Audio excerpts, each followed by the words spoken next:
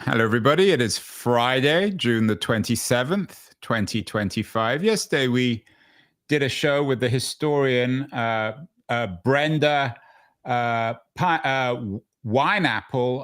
on the Scopes trial. She has a new book out about it, Keeping the Faith. It's the 100th year anniversary of Scopes next month. And we talked about how, in some ways, two strains of American history were present at Scopes, a certain conspiratorial way of looking at the world versus a more scientific one. This theme is one that we've pursued very often in this show. We did a show relatively recently with Eric Peterson, the author of a book about eugenics, the shortest history of eugenics, which suggests that the theory of eugenics, of racial superiority, was very much alive in America in the late 19th century. And just as those kind of racial theories were existent in the 19th century, they've reappeared at the beginning of the 21st century. A couple of weeks ago, we did a show with another historian, Deborah Baker, whose book on Charlottesville speaks of what she describes as the reappearance of American fascism. And we're joining the dots together with my guest, Philip Kadish. He is a professor of American Studies at Pace University and the author of an intriguing new book, The Great White Hoax, 2 Centuries of Selling Racism in America. Philip is joining us from the Upper West Side in New York City. Philip, welcome. Congratulations on the new book. Are you joining the dots here? There are many other books. I'm sure you've read some of them and you've perused others about this history of scientific racism in America. Absolutely. Well, first of all, I just want to say thank you again for having me on the show. And I was taking some notes even as you were doing your introduction. I was interested in this combination you were saying, sort of contrasting the idea of scientific thinking versus conspiratorial thinking. And one interesting part of my findings in my book is really that those two things can and have gone together. So what my book about is sort of my discovery of this phenomenon that I call the Great White Hoax, which is a period from the 1830s until the Second World War when there were a regular series of elaborate public deceptions designed to create false evidence to back up one or another racist theory of the day. Are these, for you, Philip, and obviously this stuff is controversial on lots of levels, are these conscious hoaxes? Do people actually know that they were inventing something that was fraudulent, or did some of them actually believe in these hoaxes? Because, of course, eugenics, as Peterson explained when he came on the show, I mean, a lot of people believed in it. It seemed, at least from some people's perspective, to have a scientific foundation, or at least a quasi-scientific foundation. Yes, it's a very good distinction to make, and it's one that I make in the book. The thing that really characterizes the particular thread that I am following in my book and things that I was finding is that they all involved varying degrees of a kind of cynical, very self-aware, purposeful deception. Some of them, it was all the way over on, the 100% side of the meter, and we can talk about some examples of that. But even the ones that involved certain members contributing to it, having what we can think of more as perhaps what I often call kind of earnest racism, and distinguishing it from the fully cynical kind of manipulations that I'm writing about often in the book. A number of the hoaxes involved people who fully believed what they were saying and had what psychologists often call motivated reasoning, right? They're fully invested in their ideas about race, and they believe the kind of conclusions that they're coming to. But in a number of the things that I end up including in the hoax, there are people who fold the material that some of those people came up with into very self-aware, sort of fraudulent salesmanship and manipulation. I thought you were going to say Freudian rather than fraudulent. I would guess one of these characters, and we'll come to him later in our conversation, is Madison Grant, one of the fathers, if that's the right word, of eugenicist theory. Was there something unique about the history of this, what you call this great white hoax in America? Of course, America is relatively unique in its history, certainly of slavery and then of the Civil War. But there were many other racial theories brewing in Europe in the late 19th century. Of course, they eventually matured into fascism. Was America like Europe in that sense, or was it different? Well, I mean, I think America had its very own take on and its own uses of racism and its own modes. A thing that I would point out as I had gone through the various episodes that I write about is that they were all very much sort of taking advantage of a particular need or hunger. I sometimes even call it a market opportunity in American culture at a particular moment where the culture was kind of hungry to be reassured or morally soothed or justified about taking some kind of action to either protect existing institutions or laws or create new ones to sort of protect white advantage in the U.S. One episode that I talk about in the book is that the fact that in the so racial science comes out of Germany and Europe in the late 18th century, and folks in the U.S. who are educated know about it, but it doesn't become a significant contributor to U.S. culture and politics until it becomes politically useful in the 1830s and 40s. And suddenly there is this great utility seen in it. I could give you the illustrating story to that if you like. Of course.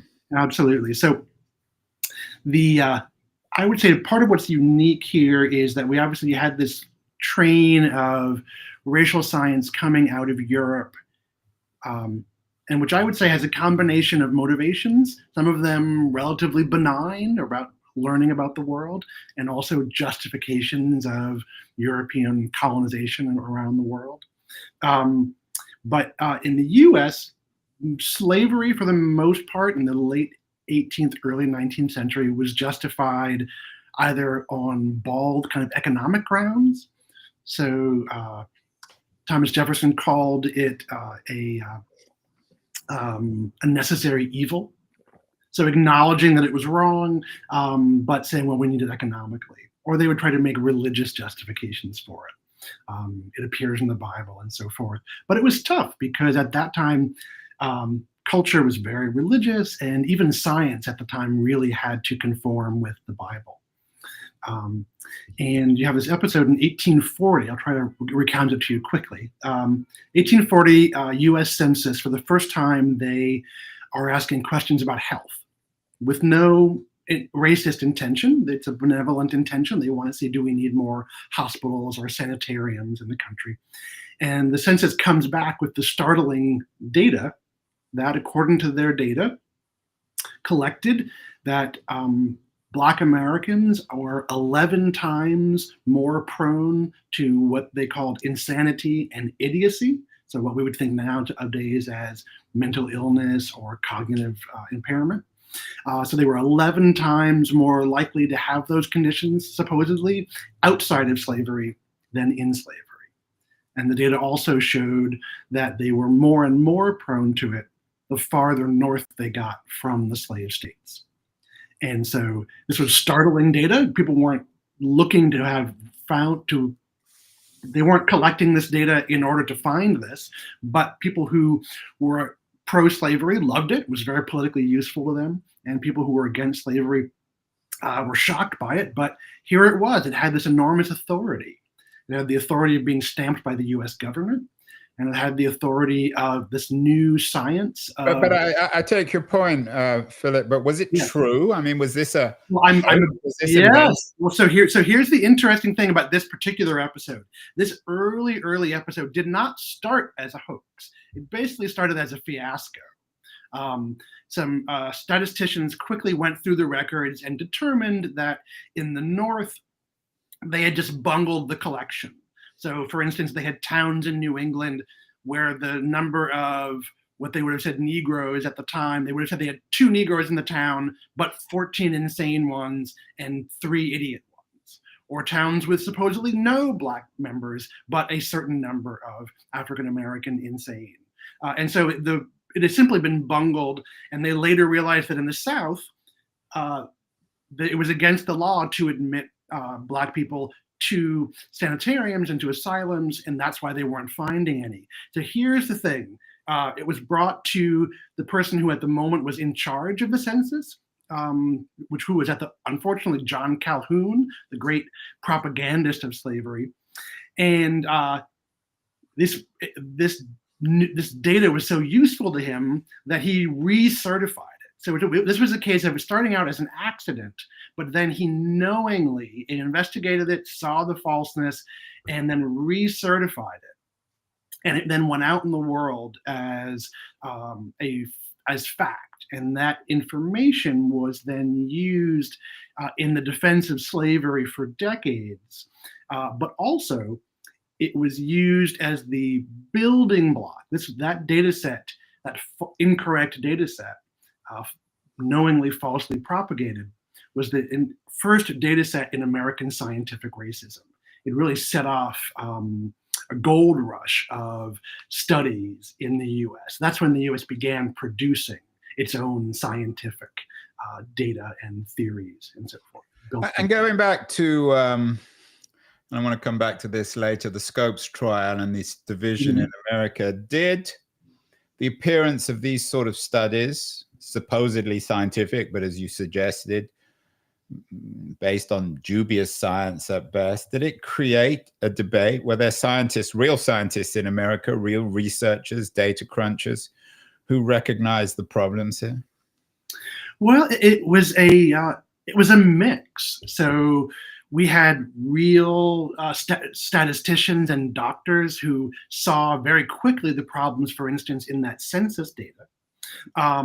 But the data still stood. Scientists around the world accepted it, right? So there's also this issue of science is at one level a pursuit of truth and information, but it's also a social system in which there are powers.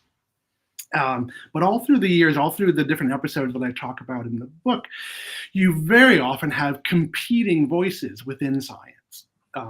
So you were bringing up Madison Grant from the early 20th century and his ideas about the Nordicism, that there's supposedly being a Nordic race within European whites that was biologically superior and had he was crediting with most of the civilizational accomplishments. And at the same time, you have Franz Boas at the exact same time. So you have these sort of competing forces.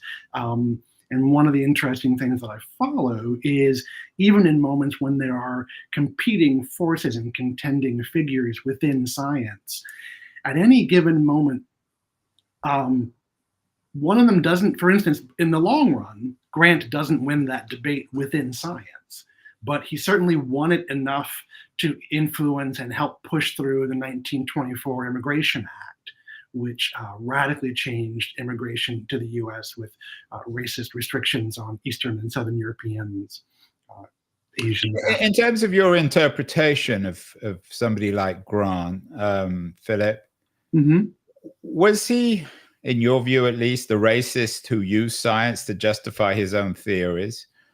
Or was he a bad scientist? I mean, what's your interpretation? Yes. I would say yes to both of those things. He was absolutely a committed racist. It turns out, people like Stephen Jay Gould have kind of famously gone back through some of data of people like this and seen this kind of errors in their logic. And the curious thing about Madison Grant is that he was really considered a kind of supreme expert about race among the kind of elite universities and well-educated set, the rich philanthropies at the time. But he did not have a degree in biology. He was trained as a lawyer. And one of the things I follow in the book very much, in addition to the racist ideas in particular, is just how did public authority get developed for ideas? So with Madison Grant, the reason he was trusted about race by all of these politicians and wealthy philanthropists is because he came from a very wealthy family himself. They'd all known him socially. And his early career, he was a conservationist. And I sort of quip in my book that if he had been hit by a car or, as I say, run over by a buffalo, which I'll explain in a second, earlier in his life, he'd be remembered now only as one of the great early conservationists in American culture. Yeah, he has a touch of the Teddy Roosevelt's about him. Absolutely, absolutely. And so his twirled moustache. And yes, he was, exactly. The son, as you say, of very... So coming back to... well, if I can just make one very quick connection here, which is just he developed the concept of preserves. So having preserves for the buffalo, having preserves, protecting the redwoods in California. And he ended up transferring those concepts to preserving what he called the Nordic race. And so he's really a bridge between various kinds of European racism at the time and policy, right? The Immigration Act being a transposition onto human culture of the idea of creating a preserve. So he wanted the US to be a preserve to protect Nordics by excluding Jews and Italians and Russians. Even Irish, I would guess. In terms of your research in the book and all the reading you've done about what you call the Great White Hoax, I mean, it requires a believing public one way or the other. There are always quacks, crazies, perhaps like Madison Grant around, but it requires a public to digest and enthuse about these sorts of things. What was the response broadly of Americans in the 1920s and 30s to Grant's ideas? Did you get a sense that, shall we say, white Americans, particularly upper class white Americans, wanted to believe this stuff, that they were friendly to this science, that they weren't particularly interested in the science, but they liked its conclusions? It made them feel more comfortable. Was it an idea or an ideology that was more attractive to rich whites or poor whites? Interesting. I would say that particularly the kind of detailed analysis and scientific pretense of his work, I think very much appealed to wealthy and more educated white people in the country. But his work was seized upon by people who had already been organizing, very wealthy people, been organizing to try to restrict immigration for a number of years before he got involved with them. And they kept failing. And they kept being unable. They ran into resistance from the members of Congress from immigrant districts, and there was bad optics to being discriminatory. And so this kind of scientific gloss that he could bring to this, this was somehow objective, but fully scientific, gave a great cover. But in terms of, it wasn't all rich people. So one of the people who really was right there to get that immigration law passed was a man named Johnson. He was a representative from Oregon, a KKK member, very much a kind of lower middle class, concrete, wearing a hood kind of racist. And he liked the idea that this blue blood from the East Coast was coming and giving him a respectable way to do what he was looking to do anyway. Yeah, and it brings back what we talked about earlier, the Scopes trial. William Jennings Bryan, who of course who argued at Scopes against the teaching of evolutionism and wanted to put a Tennessean teacher called John Scopes in jail, was himself, of course, a quote unquote progressive populist. He ran for president 3 times as a Democrat. So the politics of this are complicated. Philip, in Europe, of course, all these ideas ended in some ways in the gas chambers and with mad scientists, mad evil scientists like Mengele at Auschwitz. Did the same happen in America? Yes. As I was doing the research for this book, I first found one and then another and another, and this pattern seemed to keep extending. And then I realized that it basically stopped right around the end of the Second World War in terms of the specific phenomenon that I was looking at, which was elaborate, intentional, fully racist manufacture of false evidence of either racial inferiority or of conspiracies against white dominance.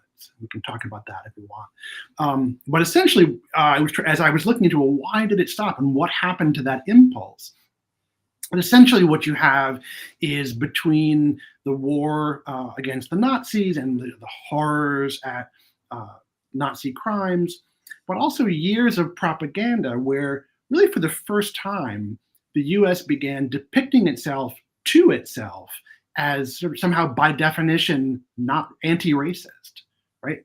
The wartime propaganda of look at our wonderfully mixed tank crews with the Italian and the Swede and so forth, and that we're the opposite of the Nazis.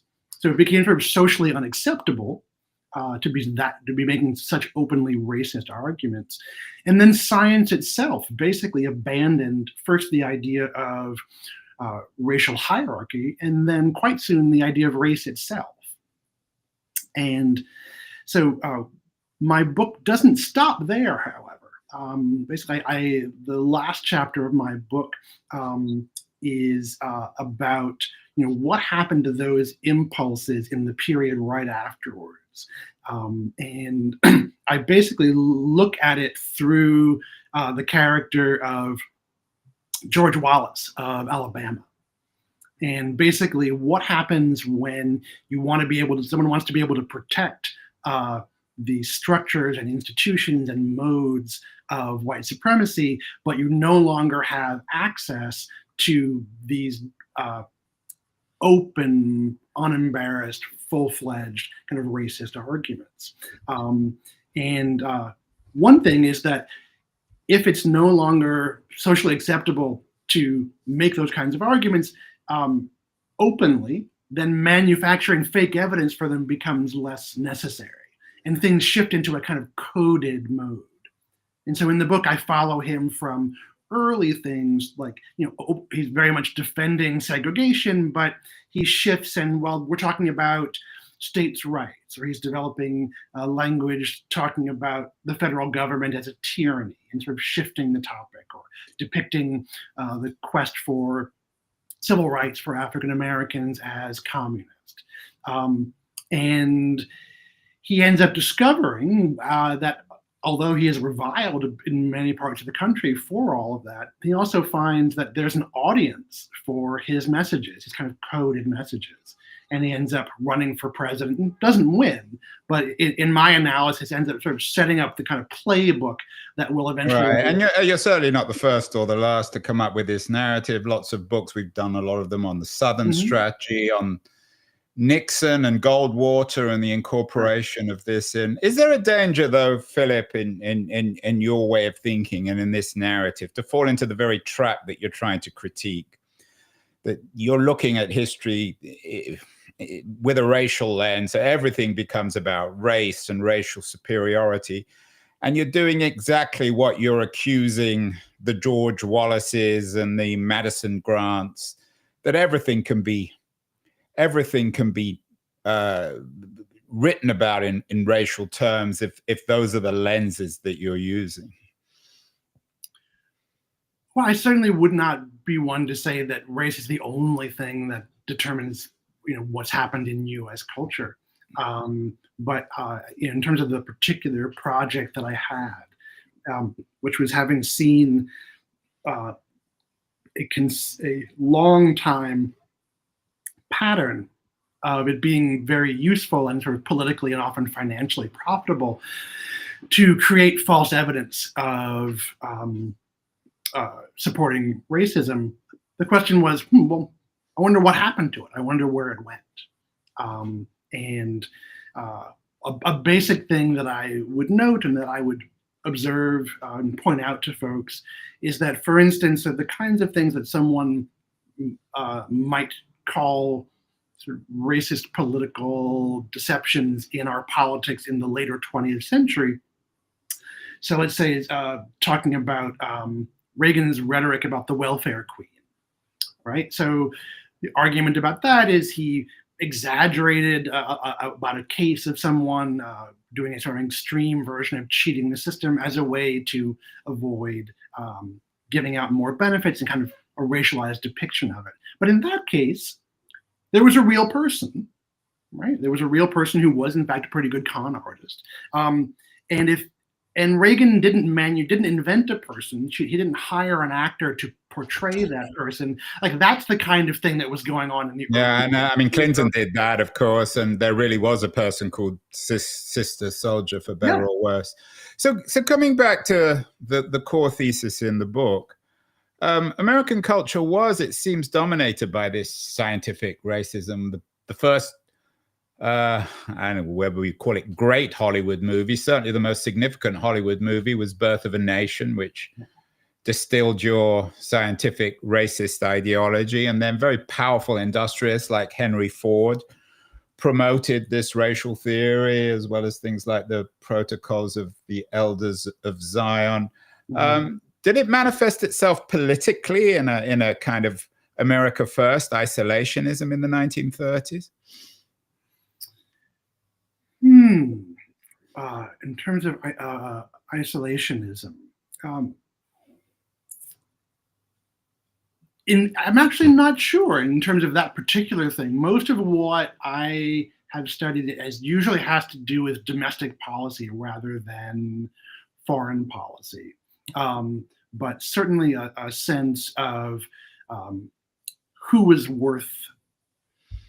Well, I think I may just stay there. I may try to stay within my. So what happened to D.W. Griffith and Henry Ford after the Second World War, when the truth of the gas chambers and the Nazis came out? Did they?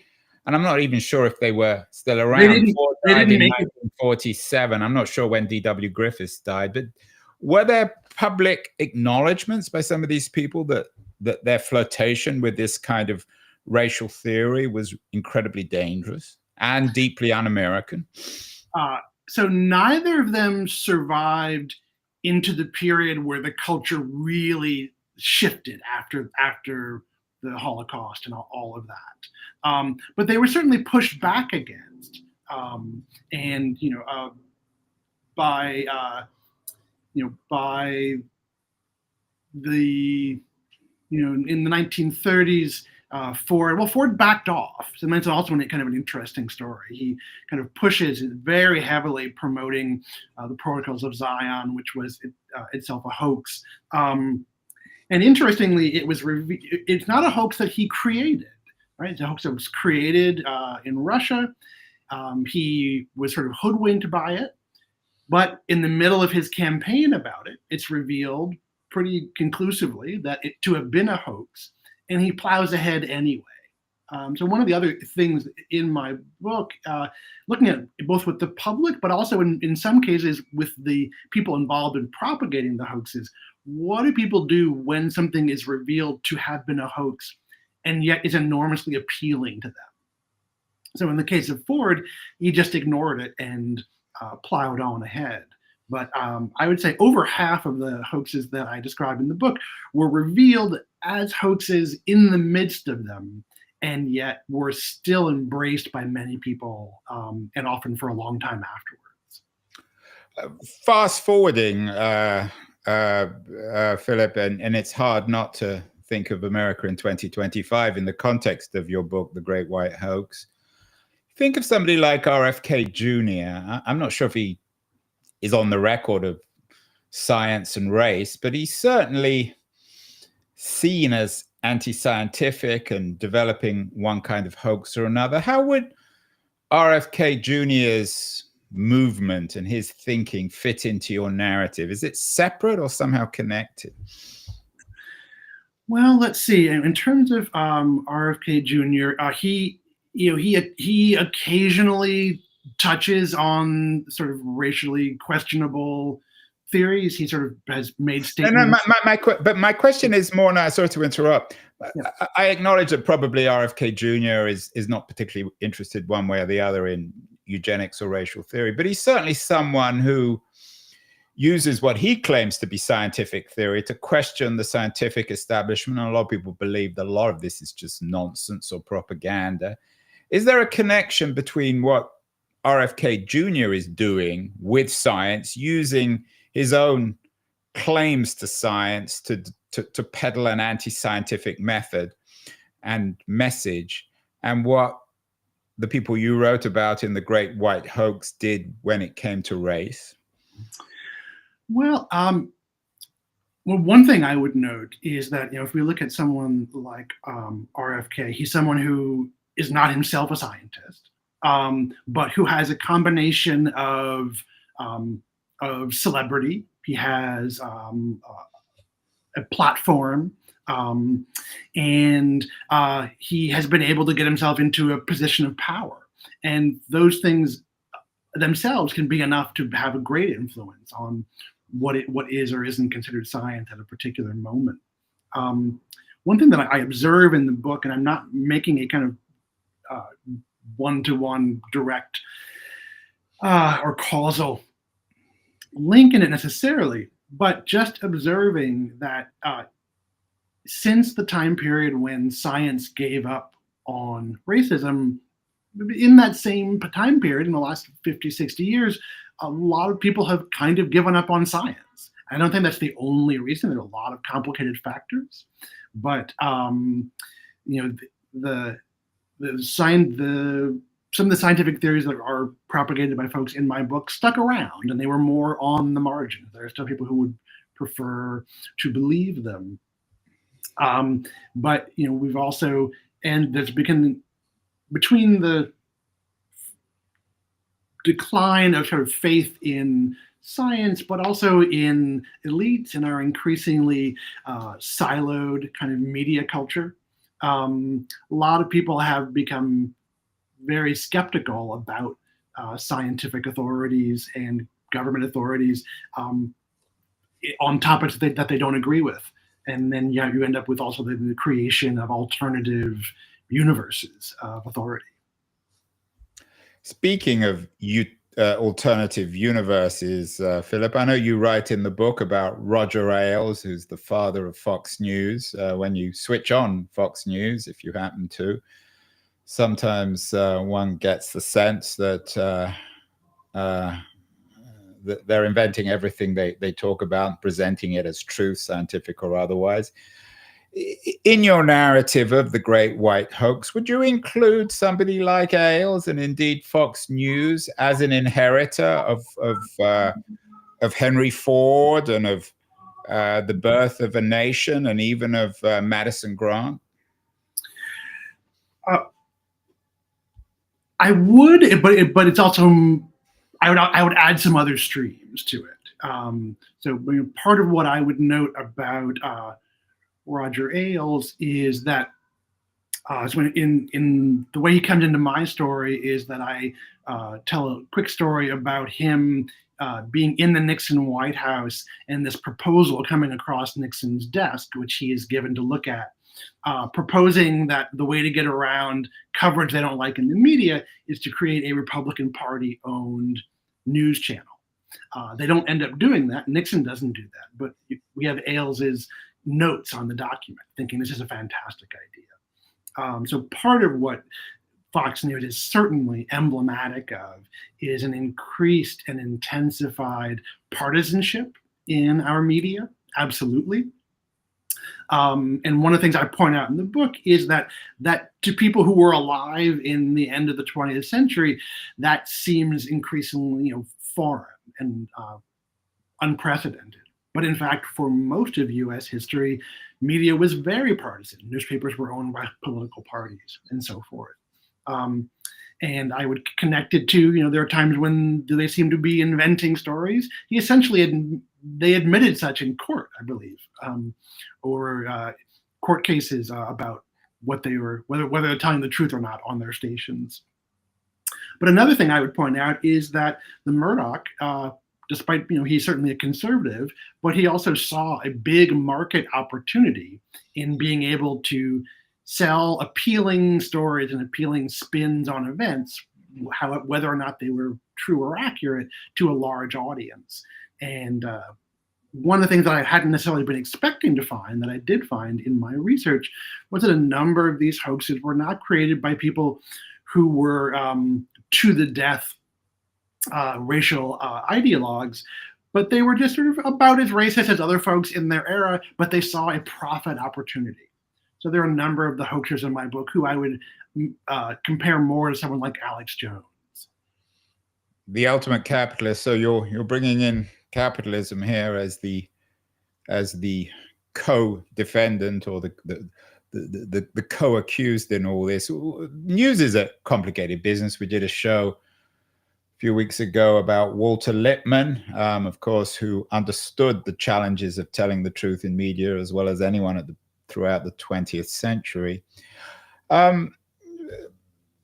Philip, you know that you're clearly a progressive, you're clearly critical of this movement, but progressives in this country are trying to figure out how to attract people in a passionate way without devolving into vulgar racism, vulgar sexism of one kind or another. I talked about this with Wineapple yesterday about the appeal of somebody like William Jennings Bryan. That's not to justify him, but what has your book, in terms of the research, The Great White Hoax, 2 Centuries of Selling Racism in America, taught you about how to sell ideas in politics? Maybe not an idea as unpleasant or as offensive as racism, but are there lessons from your book which progressives might draw more positively rather than just another critique of the deep racism in American history and culture? Oh, it's an interesting question. I think that one of the basic things that I saw, just in terms of getting ideas out to the public and helping them to gain credibility, is that every single one of these hoaxes, and whatever, if you lay aside moral judgment, these are all successful instances of people really getting ideas out to the public. They all piggybacked on something that people already believed in, right? Some form of authority that they had some faith in, and that you could then build from. So that, I'm not saying that that's a revolutionary observation, but whether it was religion or science or people's trust in what they see in the newspaper, it's certainly in terms of basic technique. I think maybe in terms of what lessons might anything in my book have for people of a more progressive bent, I would say that, point out that the book also includes people pushing back against these messages when they were happening. So, for instance, Ida B. Wells, Frederick Douglass in 19th century, early 20th century for Ida B. Wells. And I found that if I can take a moment just to quickly tell the bit about Ida B. Wells from our story, one that I found very interesting as a model for just how do we think about the world and how do we understand what the real problems are. So Ida B. Wells was a journalist and an activist in Memphis, and she was very aware, obviously, in the 1890s, so very aware of the Jim Crow culture, very aware of lynching. And what she says is that she had believed that there was may have been a big crime problem among African Americans, but the problem was they weren't getting justice, right? They weren't getting their day in court. They were being murdered until a friend of hers was lynched for something that she was convinced he couldn't have done. She ended up doing a bunch of research, realizing, in fact, he hadn't done it. He'd been kind of framed, and did all this research and discovered that, in fact, many of the people who had been lynched in the South, in fact, had been set up or accused by either white lovers who regretted it or business partners. And she ended up revealing that the larger additional problem, beyond the obvious problem of it's a problem to get murdered for something you didn't do, is that it began to create these statistics about Black criminality. And it created this larger reality, and that was an illusion. And so, even Frederick Douglass ended up writing to her and saying, "You've taken the scales off my eyes," and I hadn't even seen that there was a larger problem here of these sort of false accusations, but also a kind of false characterization of what's happening in the community. And so, that notion of trying to really understand what exactly is going on and where do your efforts need to go is an interesting example that perhaps someone could take and apply today. And finally, Philip, I mean, in your view, there's a great debate within science and within particularly, I think, social science about whether it's even legitimate to study the differences between peoples of different colors or cultures. Do you think we should just stay clear of it? It's so politically dangerous, so fraught with dangers, and particularly your book, The Great White Hoax, uncovers that. Should it be something that we just, if not ban, just basically fundamentally discourage polite society, polite academic society? There's a great deal of debate. You mentioned Stephen Jay Gould, but lots of other social scientists have edged towards some of this, and there's a great deal of pushback as well. Should we have any kind of social or hard science that studies the difference in races or cultures? That studies the differences as opposed to studying anything about the existence. Well, by definition, I mean, I think some people argue that even the act of trying to study it is by definition racist. Do you agree? I certainly don't. I understand where that impulse can come from. I think in its best form, that impulse towards color blindness can be, well, if preoccupation with race has caused so much trouble, let's all just sort of forget about it. I think on a social level, it's just dishonest because it does affect everyone every day. It's very socially real for people. And so to be able to study, the impacts of social policies or of economics on how they affect different people who experience things differently socially is absolutely legitimate. I also think that one thing I would hope, and I know it can be a delicate thing, is, for instance, say in the hard sciences, it can be very taboo, and certainly with more progressive people, right, to have any kind of indication that there is any biological difference. But in fact, there are all kinds of things within subpopulations. So you don't have to believe in sort of 19th century versions of race as species or something to acknowledge that more African Americans have sickle cell than other groups.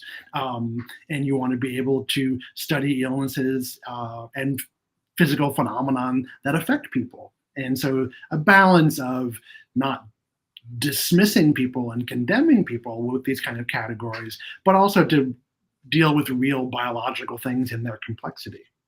Very wise words, even if they're controversial, from Philip Kadish, The Great White Hoax, 2 Centuries of Selling Racism in America. It's out this week. Thank you again, Philip, for your work and your wisdom. And Thank you for having me. We look forward to hearing more from you. It's an important subject, and unfortunately, it's not going away. Thank you